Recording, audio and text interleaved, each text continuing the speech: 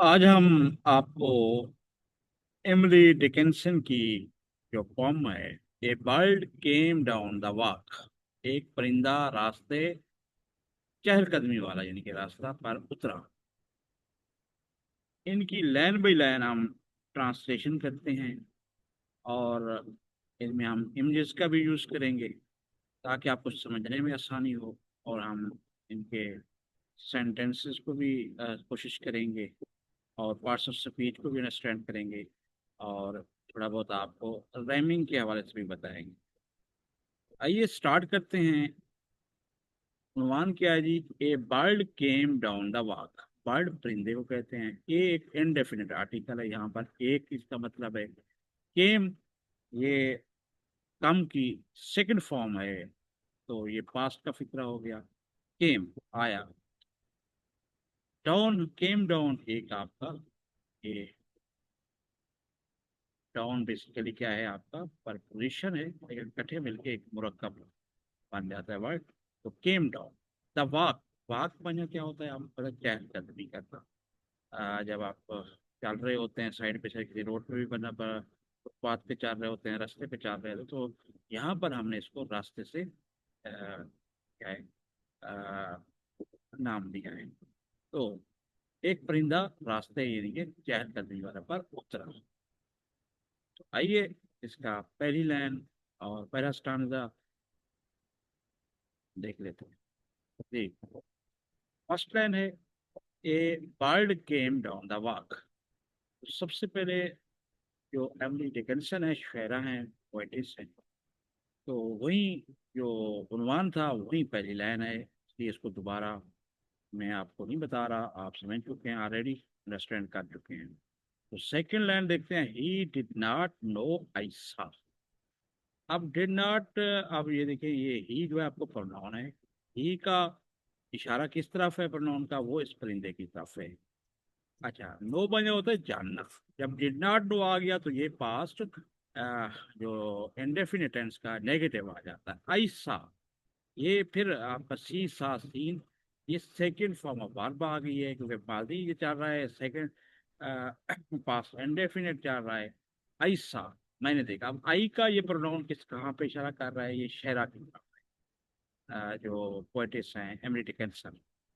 तो इसकी क्या आप ट्रांसलेशन कंप्लीट कर सकते हैं? ये साइड बाई साइड मैंने लिख भी दिया है। हमने उसे खबर न थी कि मैंने उसे देखा या देखा है। Next, he bit an angleworm in halves. आप देखिए, ही का फिर वही प्रोनाउन है जो कि परिंदे की तरफ से, बर्ड की तरफ इशारा है। बिट माना होता है काटना, समथिंग कभी चबाने के लिए भी कह सकते हैं। एन एंगल वर्म, एन आप इंडेफिनिट आर्टिकल एन है, इसका भी एक की तरफ इशारा होता है, एक है मीनिंग होता है। और एंगल वर्म से अर्थवर्म भी ऐसे तैसे कह सकते हैं हम, मेरी केचुआ केचुआ भी कहते हैं।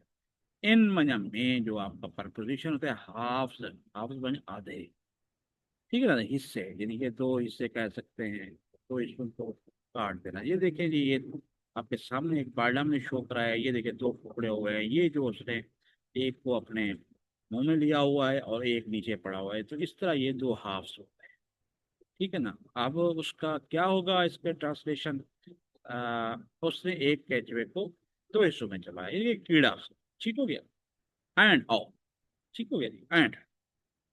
अब यहाँ कंजंक्शन यूज हो रहा है, एट। एट, ईट की सेकंड फॉर्म है, ईट एट, खाया। द फेलो, अब ये मखसूस बन जाता है। दी होता है डेफिनेट आर्टिकल, उसके साथ होता है फेलो का। फेलो का मतलब साथी होता है, लेकिन यहाँ पे फेलो का इशारा क्या है? एट द फेलो, फेलो माना एंगल वार, तो ये बात दी जा रही है। देखिए रा, अब ये क्योंकि फिक्रा मुकम्मल नहीं हुआ, कामा डाला है, इसलिए रा में कच्चा। वैसे ओवरऑल इसका, क्या आपको पता है, ये कोई नॉर्मल नहीं है, जिस तरह हम इंग्लिश के नॉर्मल ट्रांसलेशन करते हैं। जिस तरह सेंटेंसेस होते हैं और पैराग्राफ्स होते हैं, जो नस लिखी होती है, तो वो उस फॉर्म में नहीं है। कहानी, स्टोरी, ये एक पोएम है। तो पोएम में आपको पता है ये इसका कम्बिनेशन होता है। तो फिर हमने इसको सही तरह डिपिक्ट करके उसकी ट्रांसलेशन करनी होती है। और उसे कच्चा ही निकल गया, मतलब कच्चा ही खा गया, निकल गया। ठीक है, ये पेट में चबाना भी होता है, जैसे ऊपर उसने केचुए को दूसरे में चबाया और उसे कच्चा ही निकल गया। तो ये हमने आपको बता दिया है, हर एक का मानिंग भी और टेंसेस भी आ गए, पार्ट्स ऑफ स्पीच भी आ गए। लेकिन अब देख लेते हैं, एक राइमिंग होती है जो हम काफी एक आखिर में अल्फाज जो आ रहे होते हैं। देखिए इसमें क्या वात आ रहा है, इसमें सा है, फिर हाफ्स है और रा है। अब अगर सा और रा देखे ना, तो ये तकरीबन काफी अब हम काफी बन जाते हैं। ठीक है जी, इनका रिपीट हो रहा है, सा रा मिलता जुलता है आवाज साउंड। तो इसको हम राइमिंग स्कीम अगर कोई पूछ सकता है तो हम ये कह सकते हैं ए बी फिर सी बी, क्योंकि ये बी और ये बी इनको इसलिए बी बी कह रहे हैं। ए बी सी बी ये रैमिंग स्कीम है। ठीक है जी, और इससे फिर वो रिदम ताल में सब कुछ बनता है। तो होपफुली आपने ये समझ लिया। नेक्स्ट हम देख लेते हैं।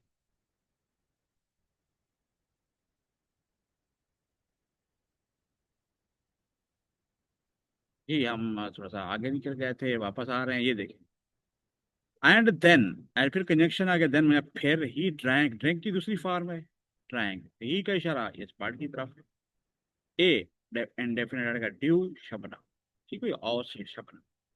तो ये देखिए ये है, ये शबनम। अब ये पी रही है या पिया, कतरा कह सकते हैं, या शबनम को पिया, फिर उसने शबनम का कतरा पिया, ये शबनम को पिया। ठीक है जी। राम एक कन्वीनियंट ग्रास। अब ये ग्रास है, घास को कहते हैं ग्रास। कन्वीनियंट में या नजदीक तरीन या मौजू भी कह सकते हैं, मतलब नजदीक तरीन मौजू के मायने में आता है। फराम है से होता है ए इनडेफिनिट आर्टिकल है, एक मौजू यानी कि करीबी घास। होपफुली आपने समझ लिया। And then hopped sidewise to the wall. अब एंड में या फिर हो गया, एंड में और हो गया कंजंक्शन, देन में या फिर हो गया। हॉप में या उदकना, उछलना, उछला, ये सेकंड फॉर्म यूज हो रही है। ठीक है जी। और साइड वन में एक तरफ पहलू में, ठीक है। टू द वॉल एक प्रपोजिशन आ गया, द वॉल मखसूस है, फिर डेफिनेट आर्टिकल है, वॉल दीवार कह रहे हैं, मतलब ये सामने देख। वो एक साइड पे हो गया, ये जो चीज आ रही है इसके लिए। अब नेक्स्ट सुने, ये मैं समझाने की कोशिश किया, आइए इसका ट्रांसलेशन देख लेते हैं। और फिर वो दीवार के पहले से उछला, इसलिए उछला to let a beetle pass, let जाने देना, गुजरने देना। टू लेट क्या यूटिलाइज हो रहा है, ये इन्फिनेटिव, ये आ गया, मस्तर का इस्तेमाल है। आ बीटल, आ इंडेफिनेट का बीटल किस कहते हैं, भमरे को कहते हैं। ये एंड पास बना गुजरने देना, लेट पास गुजरने देना। ये लेट के आपको उम्मीद है ग्रामर आप समझ चुके होंगे, पहले भी अंडरस्टैंड कर चुके होंगे। तो इसका क्या मतलब है, ताकि एक हमरा गुजर जाए। अब ये देखिए, इस यहाँ बैठा था जो, इसने खुद का यहाँ पे आ गया और ये गुजर जाएगा, ये जो हमरा जा रहा है। होपफुली आपने इस पॉइंट को अंडरस्टैंड कर लिया होगा। तो फिर वही आप देख सकते हैं, राइमिंग ड्यू, ग्रास, वाल और पास। ग्रास और पास है ए बी सी बी। तो अब क्लियर हो चुका है कि ये rhyming scheme A B C B है। नेक्स्ट देखते हैं स्टैंजा और उसकी पहली line. He glanced with rapid eyes, उसने तेज निगाहों से इधर उधर देखा। ग्लास माना देखना, इधर उधर ग्लांस करना, घूरना, देखना। ठीक है जी। विद साफ, ये प्रपोजिशन है। रैपिड आइज, रैपिड तेज आंखों से। अब ये देखिए आंखें हैं, तो ये आंखों से जो जो इधर इधर देखे, इधर चारों तरफ वो देखने शुरू कर दे, इधर उधर देखे, तो इसकी तरफ इशारा है। उसने तेज निगाहों से इधर उधर देखा, पूरा या देखा। That hurried all around. अब ये देखिए ग्लास की दूसरी फॉर्म, ये पास्ट का फिक्र है, ग्लास ग्लास। ठीक हो गया, ये वही का वही प्रोनाउन है जो इसकी तरफ इशारा है। दैट हरीड ऑल अराउंड, जो कि अब जो इशारा एक प्रोनाउन का यूटिलाइज करे, ये आंखों की तरफ है परिंदे की। हरीड माना जल्दी में, तेजी में। ऑल अराउंड तमाम अतराफ, हर तरफ, जो हर तरफ तेजी से दौड़ती फिरती। हरीड हरी की तेज दौड़ना, तेजी से दौड़ना, तेज दिखना, ये hurried hurried hurried second form use हो रही है। तो ये पास्ट इंडेफिनिट का ये चल रहा है, चाहे नेगेटिव में आ रहा हो फिक्र या नर्वस आ रहे हो। They look like frightened beads I thought. They, अब वो हो, अब ये फिर आंखों की तरफ इशारा है। लुक्ड दिखाई देना, दिखाई देना, लाइक की तरह, ये वो उससे मुशाबत दे रहा है। फ्राइटेंड बीड्स, खौफजदा मोती। आई थॉट, मैंने सोचा या मैंने ख्याल किया या मुझे लगा। थिंक, थॉट था दूसरी फॉर्म है। आई, ये शेरा का ये प्रोनाउन की तरफ इशारा है, पोएटिस्टिक। एमिली डिकिंसन की तरफ इशारा है। यहाँ पर ये आंखों की तरफ इशारा है। फ्राइटेंड, लाइक फ्राइटेंड, खौफजदा पीर्स मोती। तो इसका हम कर सकते हैं, मुझे लगा वो आंखें डरी हुई मोतियों की माने। he stirred he stirred his velvet head। Velvet कहते हैं मुखमल, स्टर्ड माया हलाना, जैसे ये शेक करना, ठीक है जी। और हेज अपना, ये अपरिंदे की तरफ इशारा है। ही हेज, ये दोनों प्रोनाउन है। ही, ठीक है ना। और हेज, वेलवेट हेड मुखमली या नर्म नाजुक होता है, परिंदों का अक्सर नर्म नाजुक वो होता है, सर होते हैं, और उसको वेलवेट से वो तशबीह जोड़ा है। वेलवेट हेड सर, स्टेड हराया। फिर उसने stirred stirred stirred second form ये प्रोनाउन वेलवेट एट मुकमली, ठीक है जी। एट सर, ये एडजेक्टिव, और फिर एट नाउन। फिर उसने अपना मुकमली सा सर हिलाया। तो ये फिर वही बात, अराउंड और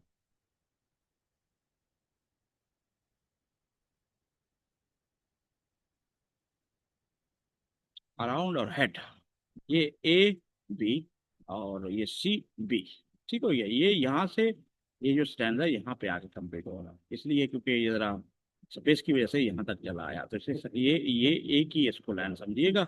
और ये ए बी और फिर सी हो गया और बी हो गया, हेड और अराउंड, ठीक है जी। टी में आवाज आखिर में। होपफुली आपने ये अंडरस्टैंड कर।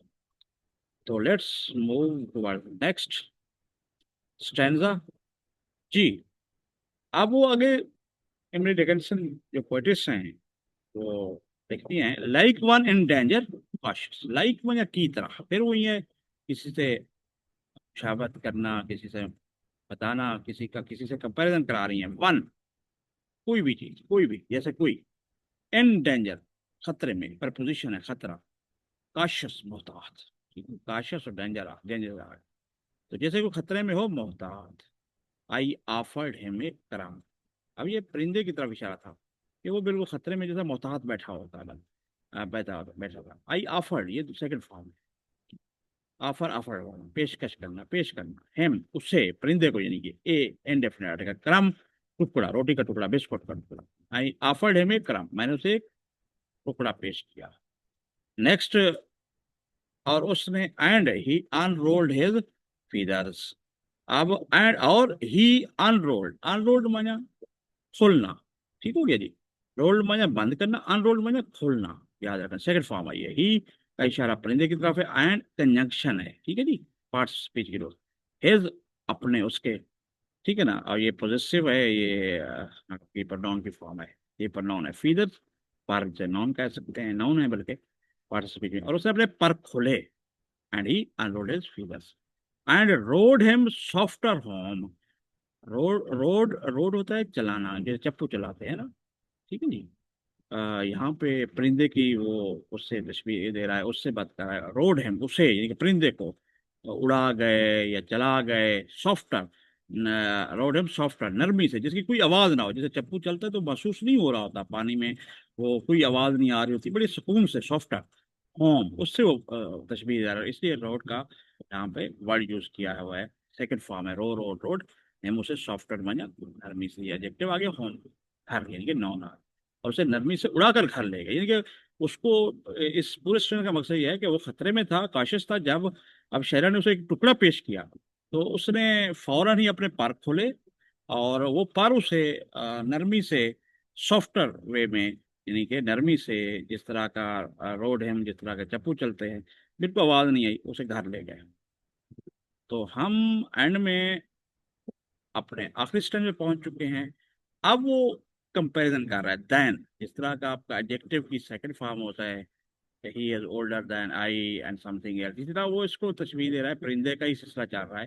तो देन, और कहते हैं चप्पू को, डिवाइड में तकसीम करना। यहाँ पे ये फर्स्ट फॉर्म आई हुई है। द ओशन, मखसूस आर्टिकल है, ओशन समंदर, उससे तशबीह दे रहा है।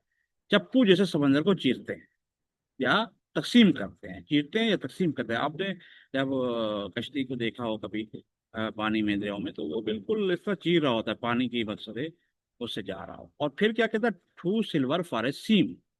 अब टू सिल्वर क्या है, बहुत ज्यादा सिल्वर, चांदी नुमा, चमकता हुआ, इससे वो बता रहा है, ठीक है ना। फॉर ए सीम, जिसमें कोई सलाई अदा, देखे जब आप कोई कपड़ा या सिलाई करते हैं ना किनारों के साथ, तो कपड़े पहनते तो आपको सिलाई नजर नहीं आ रही होती। तो उसको इस तरह बेहतरीन अंदाज में सिया होता है। सीम माने टाँके को भी कहते हैं, सिलाई या दर्ज को कहते हैं। तो मकसद उससे वो चाह रहा है, परिंदे की बात कर रहा है, वो इतना सिल्वर, मकसद इतना वो उस मकसद है, इससे तशबीह का आप नोट कर सकते हैं कि वो इतनी समुद्री कर रहा है कि उसमें कोई आवाज ही नहीं आ रही, कुछ भी नहीं आ रहा, जिस तरह के बिल्कुल ही चमकता हुआ और बेहतरीन जैसा सिलाई और दर्ज का होता है कि कोई प्रलोभ नहीं होता, वो उड़ भी रहा है इतने खूबसूरती से और समुद्री ये जहाज। ठीक है जी।